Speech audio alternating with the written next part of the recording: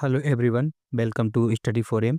दोस्तों, आज हमारा यूपी जीके का प्रैक्टिस है नंबर 13 है, जो कि आपको बीपीओ जूनियर असिस्टेंट या यूपी ट्रिपल एससी की किसी भी एग्ज़ाम की तैयारी करें उसके लिए इम्पोर्टेंट होगा और ये न्यू पैटर्न पर आधारित होगा। और हम लोग जो है व्याख्या करते हुए पढ़ेंगे। क्लियर? डीप में पढ़ेंगे ताकि पेपर अच्छा हो और आजकल आप जाने कि पैटर्न किस तरह से आ रहा है और थोड़ा डीप में ही प्रश्न आ रहे हैं। तो चलिए स्टार्ट करते हैं। पहला प्रश्न क्या कह रहा है कि उत्तर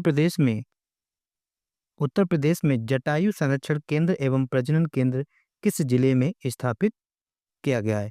तो दोस्तों, ये अच्छा प्रश्न है और इम्पोर्टेंट भी है, एग्जाम में आ भी चुका है। तो अगर हम दोस्तों जटायु गिद्ध संरक्षण एवं प्रजनन केंद्र की अगर हम बात करें तो दोस्तों ये उत्तर प्रदेश के महाराजगंज जिले में बनाया जा रहा है। कहाँ पर बना है? महाराजगंज जिले में बना है, यूपी की। क्लियर? तो ये तो इसका राइट आंसर हो जाएगा, Maharajganj is a right answer. लेकिन ये किसके तहत बन रहा है? ये दोस्तों जो है गोरखपुर वन प्रभाग के तहत बनाया जा रहा है। इसको जो है गोरखपुर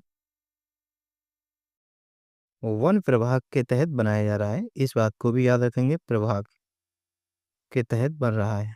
क्लियर?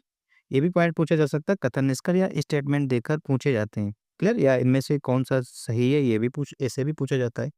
इसके अलावा दोस्तों ये कितने क्षेत्रफल में बनाएगा, मतलब ये कितने क्षेत्रफल में बनाया जा रहा है? तो इसके लिए दोस्तों 5 हेक्टेयर के क्षेत्रफल में ये बनाया जाएगा। क्लियर?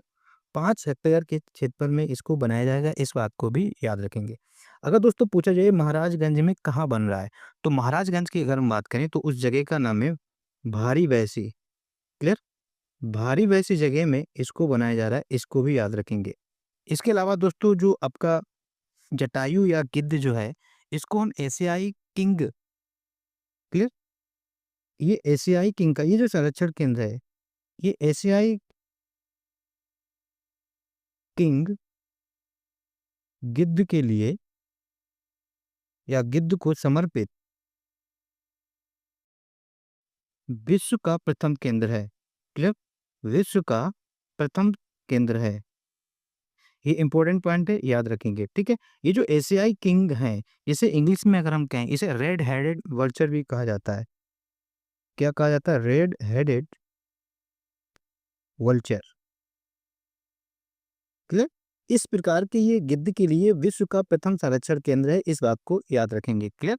बाकी अगर हम आयुसीएन स्टेटस देखें, गिद्ध का आयुसीएन स्टेटस क्या है, ये भी पूछा जाता है, इंपॉर्टेंट है और एग्जाम में पूछे जाते हैं। अगर दोस्तों इसका आयुसीएन स्टेटस देखें तो ये आपका संकटग्रस्त है। इसका आयुसीएन स्टेटस संकटग्रस्त है। क्लियर? संकटग्रस्त। इसको इंग्लिश में क्या है? Critically endangered. Clear? Critically endangered इसका आयुसीएन स्टेटस है, इस बात को भी याद रखेंगे, इंडेंजर्ड। क्लियर? तो इंपॉर्टेंट है। अब ये तो रहा संरक्षण केंद्र से रिलेटेड पॉइंट। अब हम जो जानते हैं दोस्तों महाराजगंज से रिलेटेड और क्या इंपॉर्टेंट पॉइंट बन सकते हैं एग्जाम ओरिएंटेड, वो हम लोग देखते हैं। क्लियर? इसके लिए एक पेज हमको जोड़ना पड़ेगा। तो अब हम लोग दोस्तों डिस्कस करेंगे महाराजगंज। ठीक? महाराजगंज हम लोग जानेंगे महाराजगंज के बारे में। दोस्तों महाराजगंज की अगर हम बात करें तो महाराजगंज की सीमा नेपाल देश के साथ लगती है। किससे लगती है? नेपाल के साथ लगती है, इस बात को याद रखेंगे। और इसकी सीमा बलिया डिस्ट्रिक्ट से सॉरी बिहार से भी लगती है। क्लियर? अगर हम देश की बात करें तो इसकी सीमा जो है नेपाल से लगती है, और अगर हम किसी राज्य से बात करें तो ये बिहार के साथ सीमा साझा करता है। क्लियर? इस बात को भी याद रखेंगे। क्लियर? और ये किस मंडल के अंतर्गत आता है? दोस्तों आजकल ये मंडल पूछे जाते हैं कि कौन सा जिला किस मंडल के अंतर्गत आता है। तो महाराजगंज की अगर अब बात करें तो दोस्तों ये गोरखपुर मंडल के अंतर्गत आता है। क्लियर? किस मंडल के अंतर्गत आता है? गोरखपुर मंडल के अंतर्गत आता है, इस बात को याद रखेंगे और ये इंपॉर्टेंट है क्योंकि ये पूछे जाते हैं। अब कभी-कभी यहाँ के वन डिस्ट्रिक्ट वन प्रोडक्ट भी स्टेट के पूछे जा सकते हैं, सॉरी डिस्ट्रिक्ट के। तो अपना महाराजगंज का वन डिस्ट्रिक्ट वन प्रोडक्ट की अगर हम बात करें या one district one sport, clear? यहाँ पर वन डिस्ट्रिक्ट अगर वन स्पोर्ट की अगर हम बात करें तो यहाँ का कुश्ती, कुश्ती जो है वो वन डिस्ट्रिक्ट वन स्पोर्ट है। अगर हम वन डिस्ट्रिक्ट वन प्रोडक्ट की हम बात करें तो इम्पोर्टेंट है यहाँ का फर्नीचर। क्लियर? फर्नीचर यहाँ का वन डिस्ट्रिक्ट वन प्रोडक्ट के अंतर्गत आता है, इस बात को याद रखेंगे। क्लियर? इसके अलावा दोस्तों वाराणसी महाराजगंज में कुछ मंदिर हैं, दोनों ही इंपॉर्टेंट है। इट इवा मंदिर, अगर आपसे पूछा जाए इट इवा मंदिर कहाँ पर है? क्लियर? इट इवा मंदिर की अगर हम बात करें तो आप कहेंगे इट इवा मंदिर आपका महाराजगंज में है, इस बात को याद रखेंगे। इसके अलावा दोस्तों यहाँ पर लेहड़ा देवी मंदिर है। क्लियर? लेहड़ा देवी मंदिर इंपॉर्टेंट है। लेहड़ा देवी मंदिर पूछा जाए तो आप कहेंगे कि लेहड़ा देवी मंदिर जो है आपका महाराजगंज में है। ये याद रखेंगे क्योंकि मैचिंग में भी पूछे जाते हैं। क्लियर? इसके अलावा दोस्तों अगर हम बात करें यहाँ पर जो है उत्तर प्रदेश में, अगर हम बात करें, देखो दोस्तों उत्तर प्रदेश में 3 जनजातीय संग्रहालय बनेंगे। क्लियर? 3 जनजातीय संग्रहालय प्रस्तावित हैं। क्लियर? उत्तर प्रदेश में 3 संग्रहालय प्रस्तावित हैं। वो 3 संग्रहालय 3 जिलों में बनेंगे। उत्तर प्रदेश के 3 जिलों में बनेंगे। क्लियर? उन जिलों में से एक आपका है महाराजगंज। क्लियर? एक क्या है? महाराजगंज। तो एक महाराजगंज में जनजातीय संग्रहालय बनेगा, इस बात को याद रखेंगे। बाकी 2 में अगर हम देखें तो आपका मिर्जापुर में प्रस्तावित है और एक आपका सोनभद्र में प्रस्तावित है। क्लियर? इस बात को भी याद रखेंगे। इसके अलावा दोस्तों महाराजगंज में आपका इंपॉर्टेंट है क्या, यहाँ पर सोहागी बरवा वन्यजीव अभ्यारण्य भी है। क्लियर? सोहागी बरवा इंपॉर्टेंट है, ये भी पूछा जाता है, वन्यजीव अभ्यारण्य। क्लियर? यदि आपसे पूछा जाए सोहागी बरवा वन्यजीव अभ्यारण्य कहाँ है तो आप कहेंगे ये आपका महाराजगंज में है। क्लियर? तो ये इंपॉर्टेंट पॉइंट थे महाराजगंज से रिलेटेड, आप इस बात को भी याद रखेंगे। बढ़ते हैं नेक्स्ट क्वेश्चन की तरफ। तो इसका राइट आंसर क्या हो जाएगा? महाराजगंज इज राइट आंसर, और ये भी पॉइंट याद रखेंगे।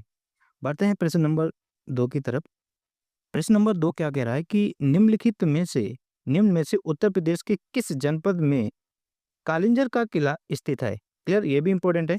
तो कालिंजर के किले की अगर हम बात करें तो ये आपका कहाँ है? कालिंजर का किला दोस्तों आपका बांदा डिस्ट्रिक्ट में है। कहाँ पर है? बांदा डिस्ट्रिक्ट में कालिंजर का किला है। तो इसका राइट आंसर हो जाएगा Banda is a right answer. Clear? तो आप याद रखेंगे कालिंजर कहाँ? बांदा। इसके अलावा दोस्तों बांदा से और क्या एग्जाम ओरिएंटेड पॉइंट निकाल सकते हैं? दोस्तों बांदा की अगर हम बात करें तो ये किस राज्य से सीमा साझा करता है? इसकी सीमा जो है एमपी से सीमा लगती है। क्लियर? बांदा की सीमा किससे लगती है? एमपी से लगती है, ये याद रखेंगे। क्लियर? इसके अलावा दोस्तों यहाँ पर कुछ इंपॉर्टेंट खनिज पाए जाते हैं। बांदा में कौन कौन से खनिज इंपॉर्टेंट पाए जाते हैं? आपका हीरा, गेरू और आपका बॉक्साइट। क्लियर? ये कुछ इंपॉर्टेंट खनिज बांदा में भी पाए जाते हैं। बांदा का अगर हम वन डिस्ट्रिक्ट वन स्पोर्ट की अगर हम बात करें तो यहाँ का शूटिंग। क्लियर? शूटिंग यहाँ का वन डिस्ट्रिक्ट वन स्पोर्ट के अंतर्गत आता है। इसके अलावा यहाँ का वन डिस्ट्रिक्ट वन प्रोडक्ट देखें तो दोस्तों बांदा का वन डिस्ट्रिक्ट वन प्रोडक्ट जो है सजर पत्थर शिल्प। क्लियर? सजर पत्थर शिल्प यहाँ का वन डिस्ट्रिक्ट वन प्रोडक्ट है, इंपॉर्टेंट है, ये पूछा जाता है। क्लियर? इसके अलावा दोस्तों यहाँ पर कालिंजर का किला है, तो यहाँ पर एक मेला भी लगता है कालिंजर ही नाम से, जिसका नाम है कालिंजर मेला। तो ये भी पूछा जाता है कालिंजर मेला कहाँ लगता है? बांदा में लगता है, इस बात को याद रखेंगे। इसके अलावा दोस्तों यहाँ पर तुलसी स्मारक है। क्लियर? क्या है? तुलसी स्मारक। यदि आपसे पूछा जाए तुलसी स्मारक कहाँ है तो आप कहेंगे बांदा में। यहाँ पर दोस्तों नीलकंठ मंदिर देखने को मिलता है, नीलकंठ मंदिर। क्लियर? तो आपसे पूछा जाए नीलकंठ मंदिर कहाँ है तो आप कहेंगे कि नीलकंठ मंदिर जो है वो आपका बांदा में, इस बात को याद रखेंगे। इसके अलावा दोस्तों इंपॉर्टेंट पॉइंट और क्या बनते हैं? चना का सर्वाधिक क्षेत्र कहाँ पर है? ठीक, चना का सर्वाधिक क्षेत्र बांदा में पाया जाता है, ये याद रखेंगे। क्लियर? चना का सर्वाधिक क्षेत्र कहाँ पर मिलता है आपको? बांदा में। क्लियर? इसके अलावा दोस्तों यहाँ पर अरहर अरहर की दाल का या अरहर का सर्वाधिक क्षेत्र कहाँ मिलता है? ये आपका बांदा में मिलता है। इसके अलावा दोस्तों यहाँ पर बात करें ज्वार का सर्वाधिक क्षेत्रफल अगर हम बात करें वो भी आपका बांदा में मिलता है।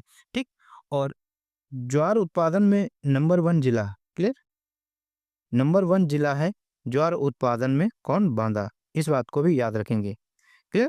तो ये कुछ इंपॉर्टेंट पॉइंट थे बांदा से रिलेटेड, इसको याद रखेंगे। बढ़ते हैं नेक्स्ट क्वेश्चन की तरफ। अगला प्रश्न क्या कह रहा है कि उत्तर प्रदेश का सबसे बड़ा वन्यजीव विहार कौन सा है? क्लियर? इंपॉर्टेंट है। तो उत्तर प्रदेश का सबसे बड़ा वन्यजीव अभयारण्य की बात करें तो ये आपका वन्यजीव विहार बोल लें या वन्यजीव अभयारण्य बोल लें तो ये आपका है हस्तिनापुर। क्लियर? हस्तिनापुर वन्यजीव विहार। क्लियर? हस्तिनापुर वन्यजीव विहार जो है वो आपका उत्तर प्रदेश का सबसे बड़ा वन्यजीव विहार है। बट अब इसका नाम बदल गया है, इसका न्यू नाम हो गया। पहले इसको हस्तिनापुर वन्यजीव अभयारण्य कहा जाता था। अब इसका क्या हुआ है, नेम जो है नया नाम पड़ गया है। तो जिसको अब कहने लगे हैं राज्य वन्यजीव बारहसिंगा अभयारण्य। राज्य वन्यजीव बारहसिंगा अभयारण्य। क्लियर? याद रखेंगे, इंपॉर्टेंट है। अभयारण्य। क्लियर? यहाँ पर अभयारण्य गैर लिखा हुआ है, अभयारण्य। क्लियर? तो इसका अब नाम क्या हो गया, हस्तिनापुर वन्यजीव अभयारण्य का इसका नाम हो गया है राज्य वन्यजीव बारहसिंगा अभयारण्य। क्लियर? अगर हम इसकी बात करें हस्तिनापुर वन्यजीव विहार या राज्य वन्यजीव बारहसिंगा विहार की अगर हम बात करें तो ये तो यूपी का सबसे बड़ा है। इसकी स्थापना की अगर हम बात करें तो 1986 में इसकी स्थापना हुई। और ये किन किन राज्यों में इनका विस्तार है, सॉरी इनका किन किन जिलों में विस्तार है अगर हम देखें तो ये आपका मेरठ में फैला हुआ है। क्लियर? ये आपका हापुड़ में है, इसका विस्तार हापुड़ में है। बिजनौर, ये भी याद रखेंगे, पूछा जा सकता है कि किन किन राज्यों में वन्यजीव अभयारण्य हस्तिनापुर वाला फैला हुआ है। आपका मेरठ, हापुड़, बिजनौर, इसके बाद आपका अमरोहा और आपका मुजफ्फरनगर। क्लियर? मुजफ्फरनगर। क्लियर? तो ये आपके 5 जिलों में फैला हुआ है जिसमें आपका मेरठ है, हापुड़ है, बिजनौर है, अमरोहा है और मुजफ्फरनगर। ये याद रखेंगे। और कब बना, ये 1986 ईस्वी में ये बना था। क्लियर? इसके अलावा दोस्तों अगर हम लोग बात करें, ये तो सबसे बड़ा हुआ, एक ब्लैंक पेज जोड़ना पड़ेगा। इसके अलावा अगर पूछा जा सकता है कि इसके अलावा पूछा जा सकता है कि उत्तर प्रदेश का सबसे छोटा वन्यजीव विहार। क्लियर? तो उत्तर प्रदेश का सबसे छोटा वन्यजीव विहार पूछा जाए तो क्या होगा, सबसे छोटा वन्यजीव विहार। क्लियर? तो सबसे छोटा वन्यजीव विहार ये भी पूछा जा सकता है। तो दोस्तों महावीर स्वामी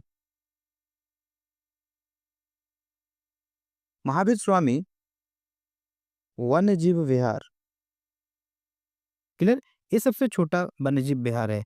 और इसके एरिया की अगर हम बात करें तो इसका एरिया 5.41 किलोमीटर स्क्वायर है। तो ये है कहाँ पर, ये आपका ललितपुर में है, इस बात को याद रखेंगे। कहाँ पर है, ललितपुर। क्लियर? महावीर स्वामी वन्यजीव विहार कहाँ पर है, ललितपुर में। इसके अलावा दोस्तों अगर इसका भी एरिया अगर हम देखें, इस वन्यजीव विहार का एरिया कितना है तो इसका 1159.10 किलोमीटर स्क्वायर है। क्लियर? तो 1159.01 इसका एरिया है, इस बात को भी याद रखेंगे। इसके अलावा दोस्तों पूछा जाए कि उत्तर प्रदेश का सबसे पुराना वन्यजीव विहार अगर पूछा जाए, सबसे पुराना। क्लियर? सबसे पुराना या यूं कहें इससे सब प्रथम, उत्तर प्रदेश का प्रथम या सबसे पुराना वन्यजीव विहार की अगर बात करें तो वो है आपका चंद्रप्रभा वन्यजीव अभयारण्य। चंद्रप्रभा वन्य जीव अभयारण्य। क्लियर? और ये है कहाँ पर, ये आपका चंदौली डिस्ट्रिक्ट में है। कहाँ पर है, चंदौली में। और ये कब बना, ये आपको 1957 ईस्वी में बना। और इसका एरिया की अगर हम बात करें तो इसका एरिया बहुत ज़्यादा नहीं है, तो 78 वर्ग किलोमीटर इसका एरिया है। क्लियर? इंपॉर्टेंट है, याद रखेंगे। बढ़ते हैं नेक्स्ट क्वेश्चन की तरफ। तो इसका राइट आंसर हो जाएगा Hastinapur is a right answer. Clear? Hastinapur सबसे बड़ा है जिसका नया नाम हो गया राज्य वन्य जीव बारहसिंगा अभयारण्य। बढ़ते हैं नेक्स्ट प्रश्न की तरफ। अगला प्रश्न क्या कह रहा है कि निम्नलिखित में से कौन सही सुमेलित नहीं है। इसमें से ये पूछा है कि कौन सही सुमेलित नहीं है। अब यहाँ पर ये स्थान नदियां दी है और उनका स्थान पूछा है कि कौन कहाँ पर किस नदी के किनारे नहीं है। क्लियर? ये तो आप कर सकते हैं। अगर हम गंगा नदी की अगर हम बात करें तो ये तो वाराणसी नदी के किनारे है। क्लियर? वाराणसी नदी के किनारे है। इसके बाद गोमती की अगर हम बात करें तो गोमती नदी के किनारे आपका सुल्तानपुर है और आपका लखनऊ भी गोमती नदी के किनारे है। क्लियर, ये भी याद रखेंगे। कोसी नदी के किनारे गोरखपुर नहीं है। अगर हम गोरखपुर की अगर हम बात करें तो गोरखपुर तो दोस्तों राप्ती नदी के किनारे है। किस नदी के किनारे? राप्ती नदी। अयोध्या सरयू नदी के किनारे है। तो इसका गलत पूछा है, तो यहाँ पर ये वाला सही नहीं है। तो ऑप्शन नंबर सी इसका राइट आंसर हो जाएगा। क्लियर। गोरखपुर किस नदी के किनारे? गोरखपुर दोस्तों राप्ती नदी के किनारे है। बढ़ते हैं नेक्स्ट प्रश्न की तरफ। अगला प्रश्न क्या कह रहा है कि किस वन्यजीव अभयारण्य को उत्तर प्रदेश के 5वें टाइगर रिजर्व के रूप में स्थापित किया गया है या किया जाएगा? दोस्तों उत्तर प्रदेश का 5वां टाइगर रिजर्व किसे बनाया गया, यहाँ पर ये पूछा जा रहा है। तो दोस्तों सोहेलवा वन्यजीव अभयारण्य, किसको? आपका सोहेलवा, सोहेलवा वन्यजीव अभयारण्य,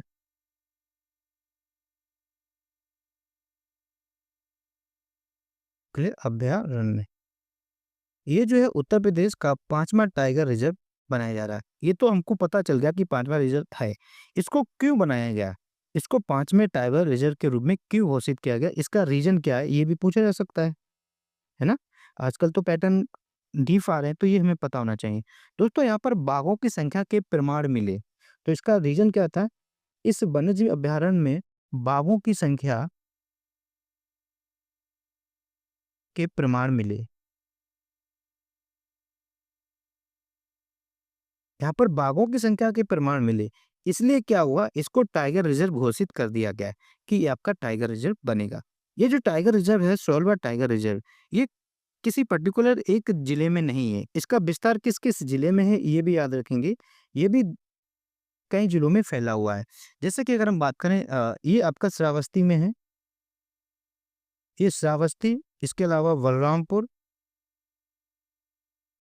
बलरामपुर और गोंडा। क्लियर।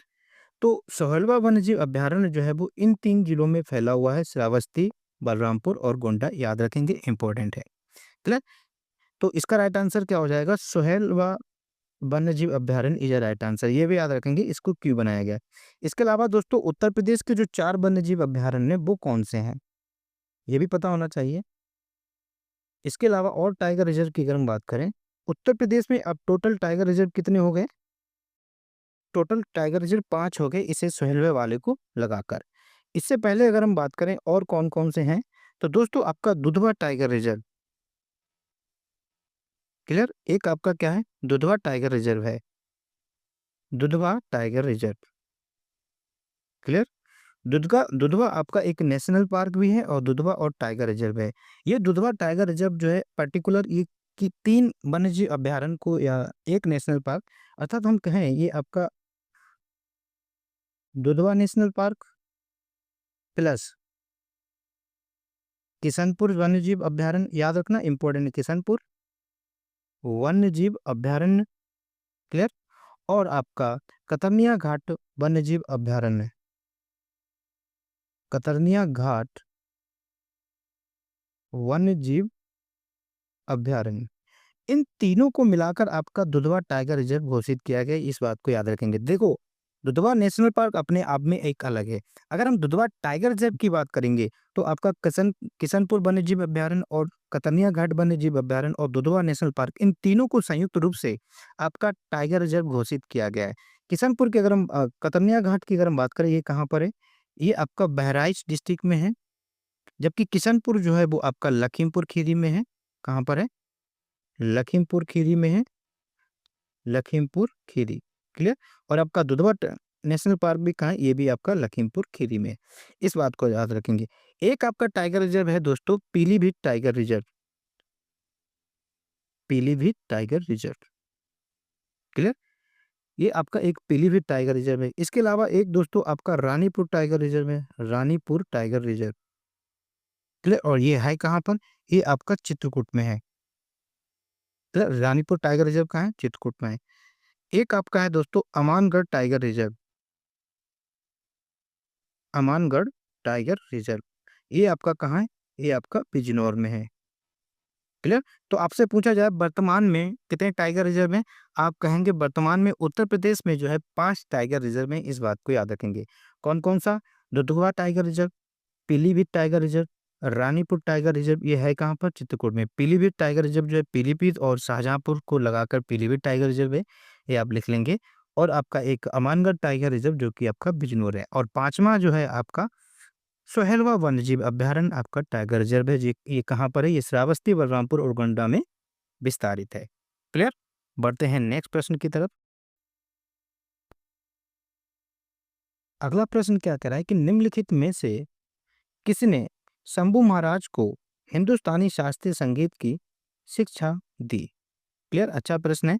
तो शंभू महाराज को हिंदुस्तानी शास्त्रीय संगीत की शिक्षा किसने दी, यहाँ पर ये पूछा जा रहा है। तो दोस्तों सबसे पहले हम जानते हैं कि शंभू महाराज किस घराने से संबंधित हैं। अगर हम शंभू महाराज की बात करें तो दोस्तों ये आप लखनऊ घराना से संबंधित हैं। क्लियर? किस घराना से इनका संबंध है? इनका संबंध दोस्तों लखनऊ घराना से इंपॉर्टेंट है। ये एक कथक नृत्य कलाकार हैं। क्लियर?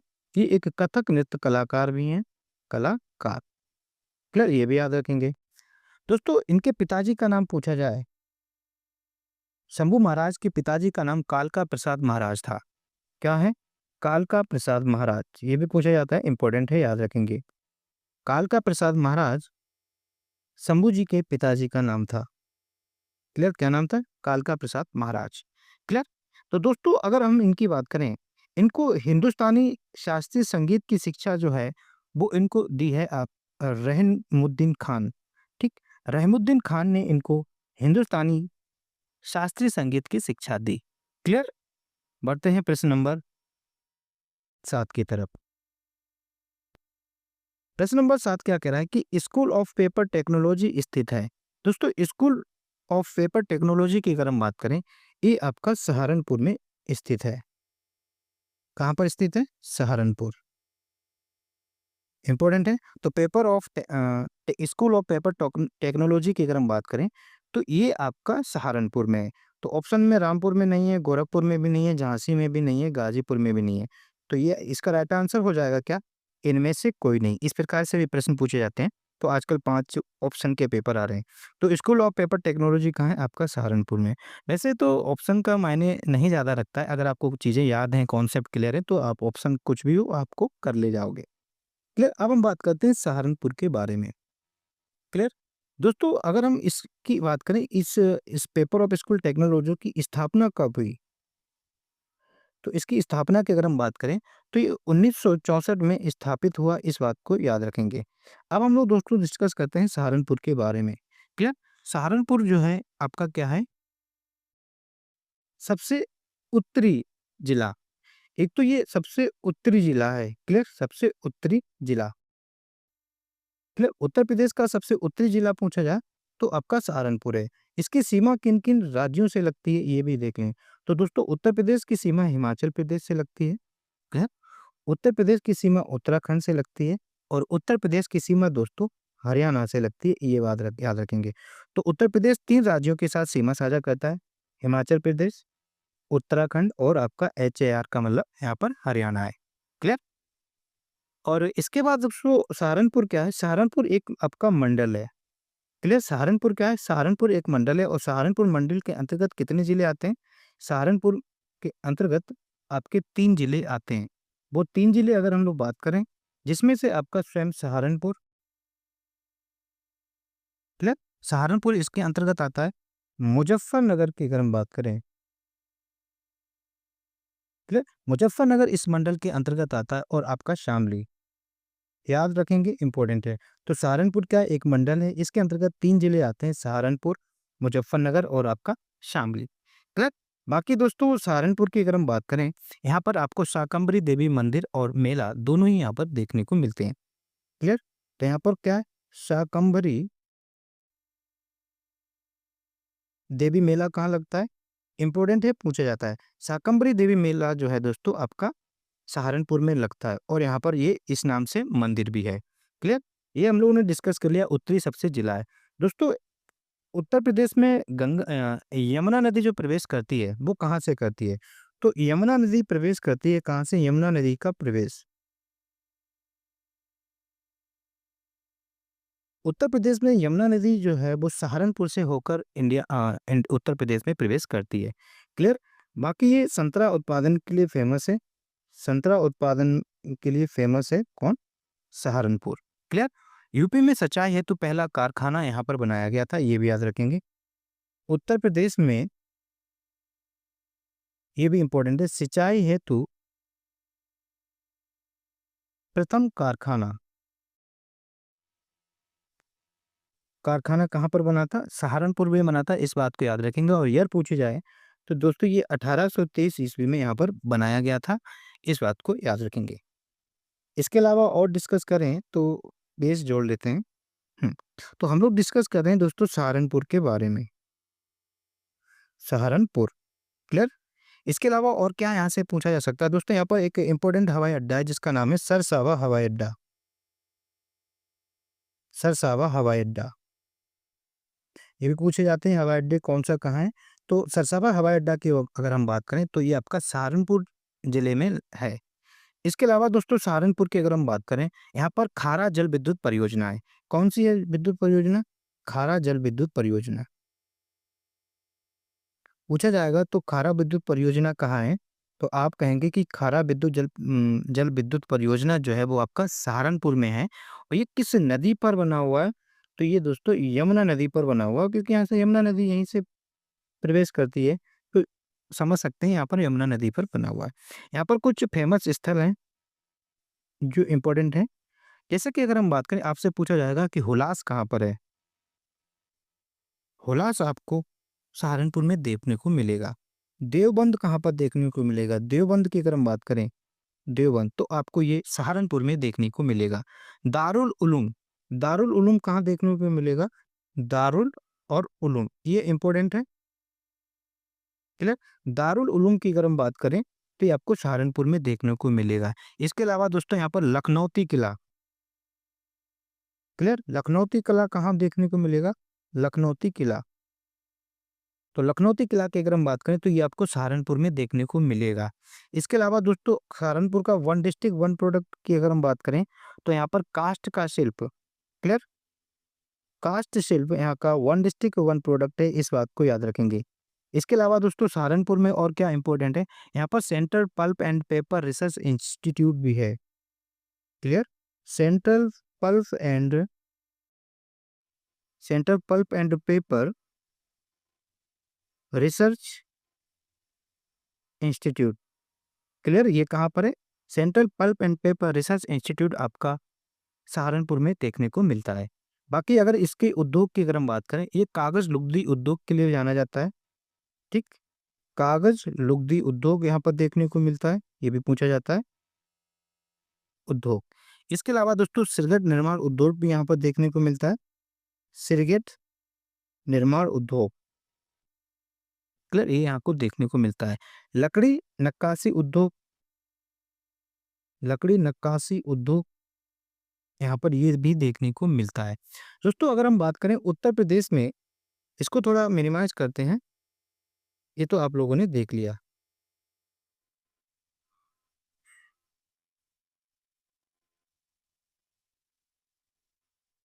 क्लियर? ये तो हम लोगों ने डिस्कस कर लिया है। दोस्तों सहारनपुर में और क्या है कि दोस्तों अगर हम बात करें, उत्तर प्रदेश में 2 निजी औद्योगिक पार्क प्रस्तावित हैं। इस बात को याद रखना, हम क्या बता रहे हैं कि उत्तर प्रदेश में 2 निजी, निजी का मतलब प्राइवेट औद्योगिक पार्क बनेंगे। औद्योगिक पार्क प्रस्तावित हैं। क्लियर? उत्तर प्रदेश में 2 निजी औद्योगिक पार्क बनेंगे। वो 2 कहाँ बनेंगे, किन 2 जिलों में बनेंगे, ये हम बताना चाह रहे हैं। जिसमें से एक आपका जिला है सहारनपुर। क्लियर? एक आपका निजी औद्योगिक पार्क बनेगा कहाँ पर? सहारनपुर में। और एक दूसरा आपका बनेगा मुरादाबाद। क्लियर? ये बात को भी याद रखेंगे। तो उत्तर प्रदेश में 2 जिलों में अभी फिलहाल 2 निजी औद्योगिक पार्क बनेंगे। एक आपका सहारनपुर में बनेगा और एक आपका मुरादाबाद में बनेगा। इसके अलावा दोस्तों इम्पोर्टेंट क्वेश्चन जो हम बताने जा रहे हैं, ये मोस्ट इम्पोर्टेंट है। यहाँ पर जो है दोस्तों देश का पहला टेलीकॉम सेंटर ऑफ एक्सीलेंस स्थापित किया जाएगा। क्लियर? इम्पोर्टेंट है। क्या किया जाएगा? देश का पहला telecom centre of excellence, telecom centre of excellence.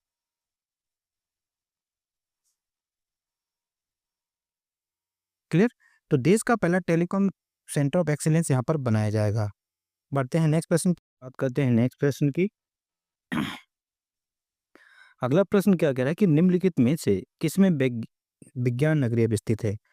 तो विज्ञान नगरी या जिसे हम कहें साइंस सिटी। क्लियर। बात कर रहे हैं साइंस सिटी की। तो साइंस सिटी कहाँ पर अवस्थित है? ये आपका लखनऊ में अवस्थित है। कहाँ पर है? इसका राइट आंसर हो जाएगा Lucknow is a right answer. Clear. तो इसका आंसर हो जाएगा Lucknow is a right answer. इसके अलावा कुछ और इंपॉर्टेंट पॉइंट जान लेते हैं लखनऊ में। देखो, अगर आपसे पूछा जाए स्कूटर्स इंडिया लिमिटेड कहाँ है, स्कूटर्स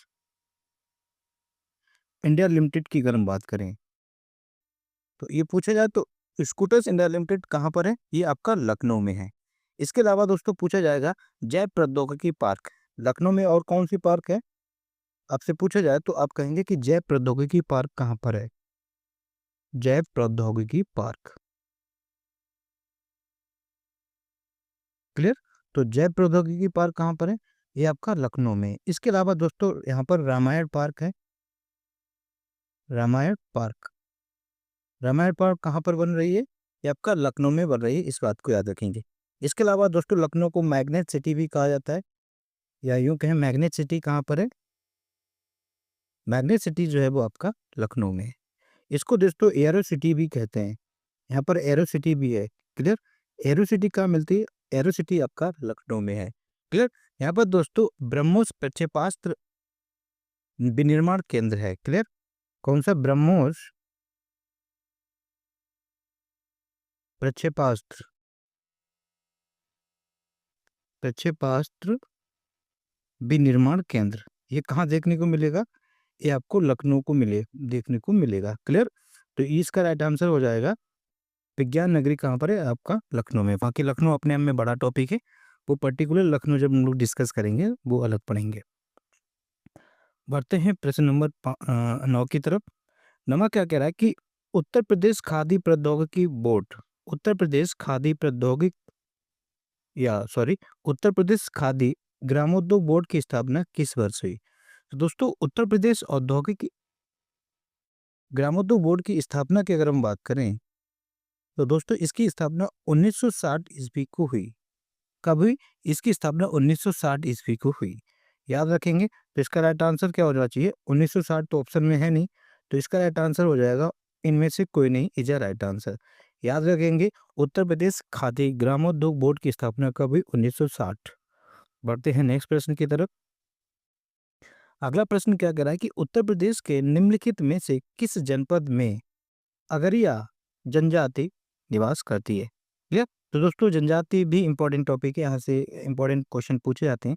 तो दोस्तों अगर हम अगरिया जनजाति की अगर हम बात करें तो ये आपको सोनभद्र में देखने को मिलती है। कहाँ पर देखने को मिलती है? सोनभद्र। क्लियर। तो इसका राइट आंसर हो जाएगा option number D is a right answer, Sonbhadra में देखने को मिलती है।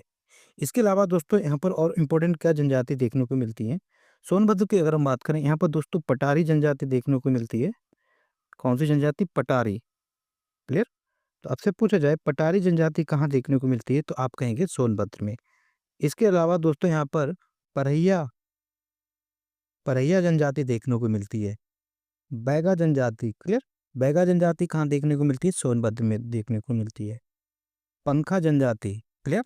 भुइया जनजाति, भुइया। और यहाँ पर इंपॉर्टेंट है चेरो जनजाति। ये कुछ इंपॉर्टेंट जनजातियां हैं जो आपको सोनभद्र में देखने को मिलती हैं। क्लियर। अगर दोस्तों सोनभद्र की अगर हम बात करें तो सर्वाधिक सर्वाधिक अनुसूचित जनजाति वाला जिला। क्लियर। तो यहाँ पर क्या है? सर्वाधिक अनुसूचित जनजाति कहाँ पर है? सर्वाधिक जनजाति भी कह लें या हम कहें एसटी संख्या कहाँ पर उत्तर प्रदेश में मिलती है? वो आपका सोनभद्र में मिलता है। क्लियर। बाकी सोनभद्र की और बात करें तो एक पेज जोड़ते हैं। हम लोग बात करेंगे सोनभद्र के बारे में। क्लियर। सोनभद्र की अगर हम बात करें दोस्तों, सोनभद्र 4 राज्यों से सीमा साझा करता है। 4 राज्यों से सीमा साझा करता है, इस बात को याद रखेंगे। उत्तर प्रदेश का एकमात्र जिला जो 4 राज्यों से सीमा साझा करता है वो आपका सोनभद्र है। इसके अलावा दोस्तों ये दक्षिणी जिला है। उत्तर प्रदेश का दक्षिणी जिला कौन सा है? सोनभद्र है। क्लियर। इसके अलावा ये 4 राज्य कौन-कौन से हैं? तो इसकी बात करें, एमपी, छत्तीसगढ़, झारखंड और बिहार। इन 4 राज्यों से सीमा साझा करता है सोनभद्र।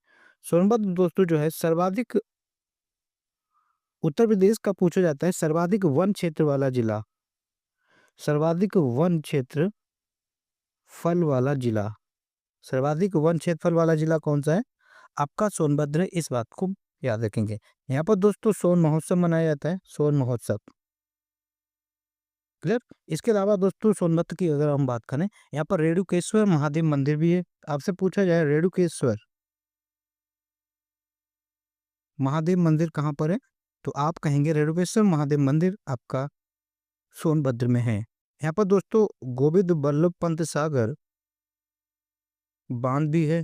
क्लियर। कहाँ पर है? गोविंद बल्लभ पंत बांध कहाँ पर है? ये आपका सोनभद्र में है। क्लियर।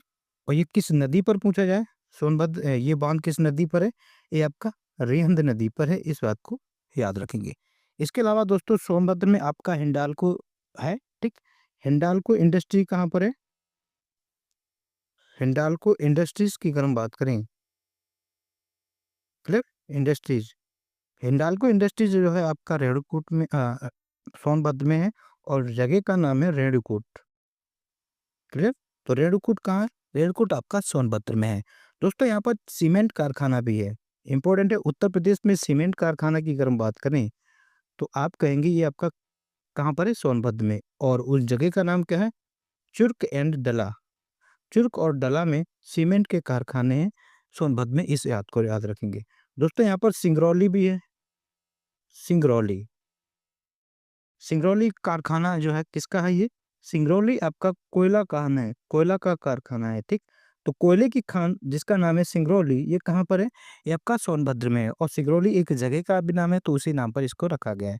दोस्तों सोनभद्र की अगर हम बात करें तो इम्पोर्टेंट पॉइंट बनेगा, सोनभद्र पे दोस्तों एक नृत्य किया जाता है जिसका नाम है कर्मा लोक नृत्य।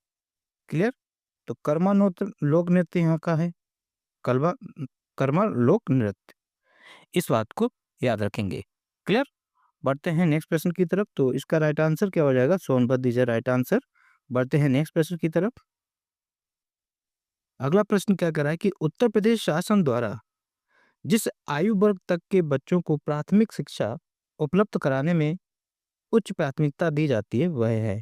तो कह रहा है कि उत्तर प्रदेश में किन उम्र के बच्चों तक प्राथमिक शिक्षा उपलब्ध कराने के लिए जोर दिया जाता है? तो दोस्तों ये अगर हम बात करें प्राथमिकता की, अगर हम बात करें तो ये 6 से 14 वर्ष। क्लियर। 6 से 14 वर्ष तक के बच्चों को शिक्षा पर जोर दिया जाता है कि कम से कम प्राथमिक शिक्षा तो हो इनको, इतने वर्ष के बच्चों को। तो 14 वर्ष इसका राइट आंसर हो जाएगा। अगले प्रश्न की अगर हम बात करते हैं, प्रश्न नंबर 12 क्या कह रहा है? गुजराई सौर ऊर्जा स्टेशन एक स्टेशन है, ऊर्जा स्टेशन है जिसका नाम है गुजराई सौर ऊर्जा स्टेशन, उत्तर प्रदेश के कानपुर देहात में स्थित है। तो अब ये प्रश्न खुद पूछा जा सकता है कि गुजराई सौर ऊर्जा स्टेशन कहाँ है? ये आपके उत्तर प्रदेश में कानपुर देहात में है। एक कानपुर नगर अलग है, कानपुर देहात अलग है। इस सौर ऊर्जा स्टेशन की क्षमता कितनी है? तो इस सौर ऊर्जा स्टेशन की क्षमता पूछिए। तो दोस्तों इस सौर ऊर्जा स्टेशन की क्षमता है आपकी 50 वाट। क्लियर। कितने वाट का है गुजराई सौर ऊर्जा स्टेशन? 50 वाट। और ये है कहाँ? कानपुर देहात। क्लियर। ये अभी क्योंकि ये नया है, इसकी शुरुआत जो है ये कब हुआ? ये नया है, लेटेस्ट है, इसलिए इम्पोर्टेंट है। ये दोस्तों 23 फरवरी 2024 को ये शुरू हुआ। और ये किसके द्वारा शुरू किया गया? ये आपका SJVN द्वारा किया गया। क्लियर। तो SJVN ने इसको किया है। बढ़ते हैं नेक्स्ट प्रश्न की तरफ। अगला प्रश्न क्या कह रहा है कि निम्नलिखित में से कौन सा रामसर स्थल उत्तर प्रदेश में स्थित नहीं है? तो दोस्तों उत्तर प्रदेश रामसर साइट की बात कर रहा है, तो कौन सा नहीं है? दोस्तों सुर सरोवर की अगर हम बात करें तो सुर सरोवर आपका क्या है? एक रामसर साइट है जो आपका आगरा में है। समसपुर की अगर हम बात करें तो दोस्तों समसपुर एक ये भी आपका रामसर साइट है और ये आपका रायबरेली में है। क्लियर। रायबरेली में। सरसई नावर क्या है? ये भी आपका एक रामसर साइट है और ये आपका इटावा में है। सुरिनसर मानसरोवर की अगर हम बात करें ये दोस्तों आपका जम्मू कश्मीर में है। और तो इसका राइट आंसर क्या हो जाएगा? Option number D is right answer. Surinsar Mansar जो है आपका जम्मू कश्मीर में है, इसलिए इसका राइट आंसर जो हो जाएगा D is a right answer. इसके अलावा दोस्तों उत्तर प्रदेश में और रामसर साइट की बात करें, एक तो ये तीनों ही रामसर साइट हैं, शिव सरोवर, समसपुर और सरसई नावर। ये इनका लोकेशन याद रखना कहाँ पर है। शिव सरोवर जो है आपका आगरा में है, समसपुर आपका रायबरेली में, जबकि सरसई नावर इंपॉर्टेंट है, ये आपका इटावा में। इसके अलावा दोस्तों और रामसर साइट की अगर हम बात करें उत्तर प्रदेश में, तो उत्तर प्रदेश में आपका दोस्तों एक वखीरा पक्षी वन्यजीव विहार है। क्लियर, वखीरा पक्षी वन्यजीव विहार, ये आपका क्या है, ये भी आपका रामसर साइट के रूप में नामित है। और ये आपका है कहाँ, ये आपका संत कबीर नगर में है, संत कबीर नगर। क्लियर, इस ये याद रखेंगे। इसके अलावा दोस्तों यहाँ पर हैदरपुर आर्द्रभूमि, क्लियर, हैदरपुर आर्द्रभूमि आपका रामसर साइड है, इस बात को याद रखेंगे। और ये आपका 2 जिलों में फैला हुआ है, ये आपका मुजफ्फरनगर में फैला हुआ है, मुजफ्फरनगर एंड बिजनौर। क्लियर, ये आपका 2 जिलों में फैला हुआ है। हैदरपुर वेटलैंड क्या है, ये आपका एक रामसर साइट है। इसके अलावा उत्तर प्रदेश में हम लोगों ने शिव सरोवर समझ लिया, समझ लिया है। पार्वती आर्गा वन्य जीव विहार, क्लियर, पार्वती आर्गा वन्य जीव विहार जो है ये भी आपका एक रामसर साइट है। और ये कहाँ पर है, ये आपका गोंडा में है। क्लियर, याद रखेंगे, ये भी याद रखेंगे, पार्वती आर्गा है कहाँ पर, गोंडा में, और ये एक आपका रामसर स्थल है। इसके अलावा दोस्तों आपका समान पक्षी विहार है, समान पक्षी विहार। क्लियर, समान पक्षी विहार कहाँ है, समान पक्षी विहार दोस्तों आपका मैनपुरी में है, क्योंकि सभी मैन जो हैं, सभी मैन कैसे हैं, समान है, ऐसे करके याद रख सकते हो। तो समान पक्षी विहार का है मैनपुरी में। इसके अलावा दोस्तों आपका सांडी, सांडी पक्षी विहार। क्लियर, सांडी पक्षी विहार कहाँ है आपका, ये भी आपका रामसर साइड है, ये आपका हरदोई डिस्ट्रिक्ट में है। क्लियर, ये आपका कहाँ है, हरदोई डिस्ट्रिक्ट में है। क्लियर, इसको मिनिमाइज करते हैं, सॉरी, इसको तो हम लोगों ने जान लिया।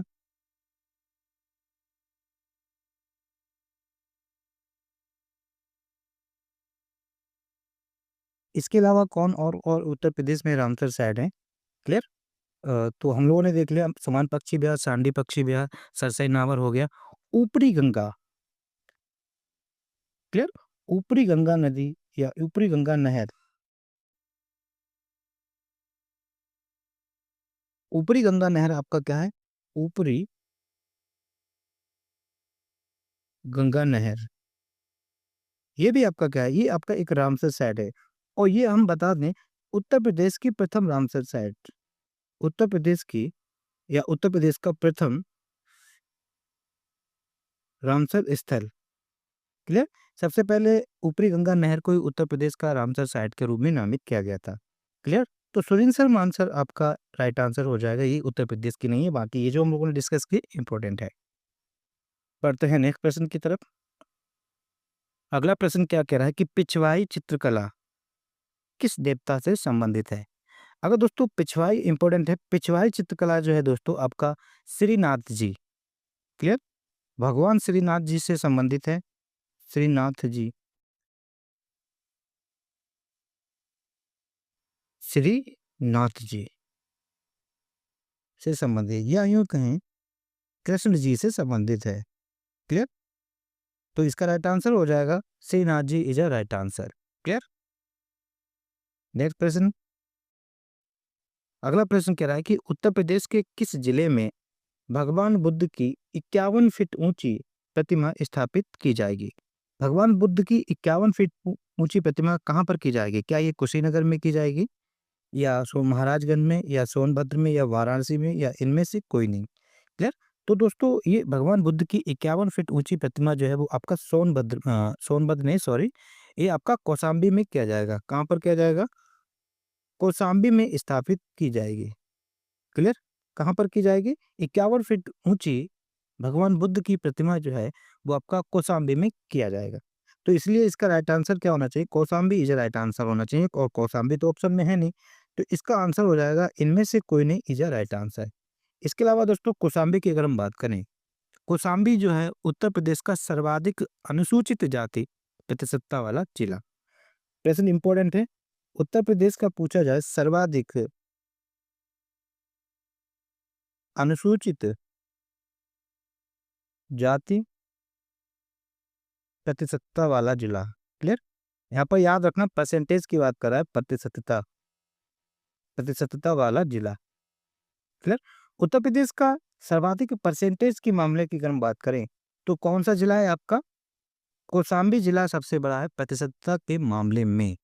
क्लियर, याद रखना।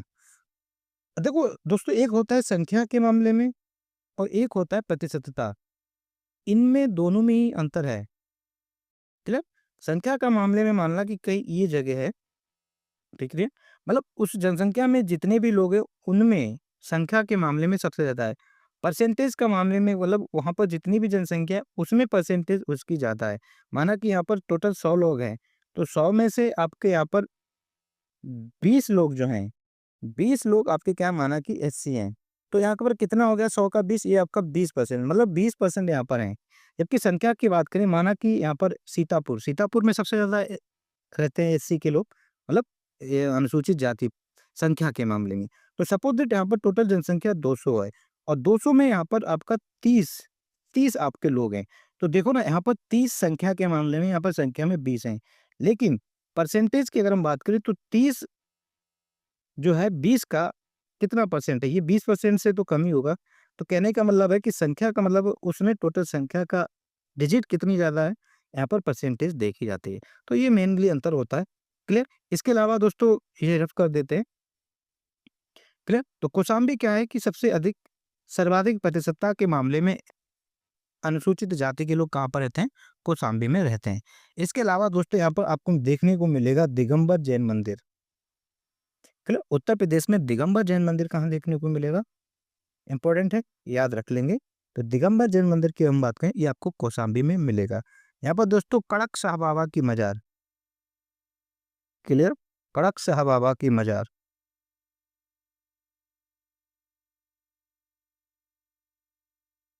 क्लियर। कड़क शाह बाबा की मजार कहाँ देखने को मिलेगी? आपको कौशाम्बी में मिलेगी। दोस्तों कौशाम्बी जो है एक इम्पोर्टेंट स्थल है जैन धर्म और बौद्ध धर्म। तो प्रश्न पूछा जाता है कि जैन एवं बौद्ध धर्म दोनों का प्रसिद्ध स्थल तीर्थ है। तो ये जैन एंड बौद्ध धर्म दोनों का ही प्रसिद्ध स्थल रहा है ये। क्लियर। तो ये पूछा जाता है कि इनमें से कौन सा जिला जो है जैन धर्म और बौद्ध धर्म दोनों के लिए महत्वपूर्ण रहा है, वो आपका कौशाम्बी है। क्लियर। तो इसका राइट आंसर हो जाएगा option number A is right answer. भगवान बुद्ध की 51 फीट ऊंची प्रतिमा कहाँ बनाई जा रही है? कौशाम्बी में, याद रखेंगे। इसके अलावा दोस्तों अगर हम यहाँ पर बात करें मलुक दास का जन्म कहाँ हुआ, अगर आपसे पूछा जाए मलुक दास, तो दोस्तों मलुक दास का जन्म जो है वो आपका कौशाम्बी में हुआ है, इस बात को याद रखेंगे। क्लियर। और कौशाम्बी में कहाँ? कड़ा, कड़ा नामक जगह पर हुआ है जो आपका मानिकपुर में पड़ता है। क्लियर। कड़ा मानिकपुर में हुआ है। क्लियर। दोस्तों कौशाम्बी की अगर हम बात करें, कौशाम्बी जो है वो आपका इतिहास में अगर आप देखेंगे तो आपके 16 महाजनपद मिलते हैं। 16 महाजनपद में 8 महाजनपद तो उत्तरी प्रदेश में, उन 8 महाजनपद में कौशाम्बी जो है वो वत्स महाजनपद की राजधानी था। क्लियर। वत्स महाजनपद की राजधानी के रूप में कौशाम्बी था। क्लियर, ये याद रखेंगे। बाकी घोषिताराम बिहार कहाँ देखने को मिलता है, ये भी इंपॉर्टेंट है। घोषिताराम बिहार, घोषिता राम बिहार, तो घोषिताराम बिहार आपको कहाँ देखने को मिलेगा? कौशाम्बी में देखने को मिलेगा और ये वत्स महाजनपद की राजधानी है, इस बात को भी याद रखेंगे। बढ़ते हैं प्रश्न नंबर अगले नेक्स्ट 16 की तरफ। प्रश्न नंबर 16 क्या कह रहा है कि उत्तर प्रदेश किस कढ़ाई शैली के लिए विश्व प्रसिद्ध है? ये तो सरल है, आप जानते हैं चिकनकारी। चिकनकारी आपका कहाँ का है? ये आपका लखनऊ का फेमस है। क्लियर। तो ये आपका ये तो इजी है। क्लियर। और इसका श्रेय किसे दिया जाता है? चिकनकारी का श्रेय किसे दिया जाता है? कोई चीज शुरू हुई है तो उसका श्रेय ना किसी को जाता है। तो चिकनकारी खोज का श्रेय जो है दोस्तों नूरजहां को जाता है। किसे जाता है? नूरजहां। इस बात को भी याद रखेंगे। बढ़ते हैं नेक्स्ट प्रश्न की तरफ। अगला प्रश्न क्या कर रहा है कि प्रागैतिहासिक काल की चित्रकारी वाली प्रसिद्ध पंचमुखी गुफाएं, यह पूछा जा रहा है कि पंचमुखी गुफाएं निम्नलिखित में से किस जिले में देखने को मिलती हैं? दोस्तों पंचमुखी गुफाओं की अगर हम बात करें तो ये आपको सोनभद्र में देखने को मिलती हैं। कहाँ पर देखने को मिलती हैं? सोनभद्र। तो इसका राइट आंसर क्या हो जाएगा? Sonbhadra is a right answer. इसके अलावा दोस्तों बाकी तो अभी जस्ट हम लोगों ने सोनभद्र के बारे में डिस्कस किया। इसके अलावा यहाँ पर कौन-कौन सी चित्र वाली गुफाएँ मिलती हैं, चित्रकारी वाली गुफाएँ देखें, तो आपसे पूछा जाएगा कि लेखनिया गुफा कहाँ देखने को मिलती है? लेखनिया गुफा। लेखनिया गुफा की बात करें तो आप कहेंगे ये तो सोनभद्र में देखने को मिलती है। एक आपका कौआ खो, कौआ खो गुफा कहाँ देखने को मिलती है? ये भी आपको सोनभद्र में देखने को मिलती है। इसके अलावा दोस्तों यहाँ पर एक लखमा गुफा देखने को मिलती है। क्लियर? लखमा गुफा देखने को मिलती है। बाकी सोनभद्र की बात करें, यहाँ पर रेणुकूट में हिंडाल्को इंडस्ट्रीज़ है। रेणुकूट कहाँ पर है? यहाँ पर हिंडाल्को की इंडस्ट्रीज़ है। इसके यहाँ पर दोस्तों चुर्क एंड डला भी है, चुर्क एंड डला। और चुर्क एंड डला क्या है? ये आपके सीमेंट के कारखाने हैं। क्लियर? सीमेंट कारखाना कहाँ है? चुर्क एंड डला में। सोनभद्र 4 राज्यों से सीमा साझा करता है और वो 4 राज्य कौन-कौन से हैं? आपका एमपी, छत्तीसगढ़, झारखंड और बिहार। क्लियर? यहाँ पर सोन महोत्सव मनाया जाता है, सोन महोत्सव। इसके अलावा दोस्तों यहाँ पर आपका गोविंद बल्लभ पंत जलाशय या बांध कहें या झील कहें, ये एक कृत्रिम झील है जो आपकी रिंद नदी पर बनी हुई है। क्लियर? इस बात को भी याद रखेंगे। बढ़ते हैं नेक्स्ट प्रश्न की तरफ। अगला प्रश्न क्या कह रहा है कि उत्तर प्रदेश दिवस निम्न में से किस तारीख को मनाया जाता है? उत्तर प्रदेश दिवस आप जानते हैं 24 जनवरी को मनाया जाता है। क्लियर? कब मनाया जाता है? 24 जनवरी को उत्तर प्रदेश दिवस मनाया जाता है। और उत्तर प्रदेश दिवस प्रथम बार कब मनाया गया? क्लियर? ये प्रथम बार जो है दोस्तों 24 जनवरी 2018 को पहली बार उत्तर प्रदेश दिवस मनाया गया। क्लियर? बढ़ते हैं नेक्स्ट प्रश्न की तरफ। अगला प्रश्न कह रहा है कि प्रसिद्ध भारतीय तबला वादक का नाम बताएं जिनका जन्म उत्तर प्रदेश के वाराणसी में कबीर चौरा में हुआ था, जो बनारस घराना से संबंधित है। अच्छा प्रश्न है, इंपॉर्टेंट है दोस्तों। वो पूछा जा रहा है कि उस तबला वादक का नाम बताना है। एक तो वो व्यक्ति कौन है? तबला वादक है। जन्म कहाँ? उत्तर प्रदेश के वाराणसी में कबीर चौरा में हुआ है और ये बनारस घराना से संबंधित हैं। तो दोस्तों इनका नाम क्या है? ये यहाँ पर पूछा गया है। तो दोस्तों पंडित किशन महाराज। क्लियर? पंडित किशन महाराज का जन्म आपका कबीर चौरा में हुआ है और इनका जन्म कब हुआ है? 2 सितंबर 1923 को इनका जन्म हुआ है। इस बात को भी याद रखेंगे। क्लियर? बढ़ते हैं नेक्स्ट प्रश्न। अगला प्रश्न कह रहा है, ये आपका 20वां होगा। कवियत्री महादेवी वर्मा का जन्म कहाँ हुआ? दोस्तों उत्तर प्रदेश के जितने भी महान व्यक्ति रहे हैं उनके जन्म से रिलेटेड हम जल्दी ही टॉपिक लेकर आ रहे हैं। पर्सनालिटी वाला व्यक्तित्व जितने भी उत्तर प्रदेश से संबंधित हैं, तो महादेवी वर्मा की अगर हम बात करें तो इनका जन्म फर्रुखाबाद में हुआ है। और इनका जन्म कब हुआ है? इनका जन्म दोस्तों 26 मार्च 1907 को महादेवी वर्मा जी का जन्म हुआ है। ये दोस्तों छायावादी युग की कवियत्री हैं। ये किस युग की हैं? ये छायावादी युग की कवियत्री हैं। इस बात को भी याद रखेंगे, ये भी पूछा जाता है। बाकी इनकी रचनाओं की अगर हम बात करें तो निहार, रश्मि और नीरजा इनकी कुछ इंपॉर्टेंट रचना है। नीरजा, ठीक दोस्तों। इनकी एक रचना है जिनका नाम है यामा। यामा के लिए महादेवी वर्मा को ज्ञानपीठ पुरस्कार भी मिल चुका है। क्लियर? ज्ञानपीठ पुरस्कार याद रखेंगे, इंपॉर्टेंट है। किसके लिए मिला? यामा के लिए। तो दोस्तों ये 20 प्रश्न थे। उम्मीद करता हूँ ये सेशन आपको समझ में आया होगा और प्रैक्टिस इसी तरह से करें ताकि आप ज़्यादा से ज़्यादा रिवीजन कर सकें। सो वीडियो पसंद आए तो वीडियो को लाइक करें, चैनल में नए हैं तो चैनल को सब्सक्राइब करें और अपने दोस्तों तक शेयर करें। सो थैंक यू दोस्तों। जय हिंद, जय भारत।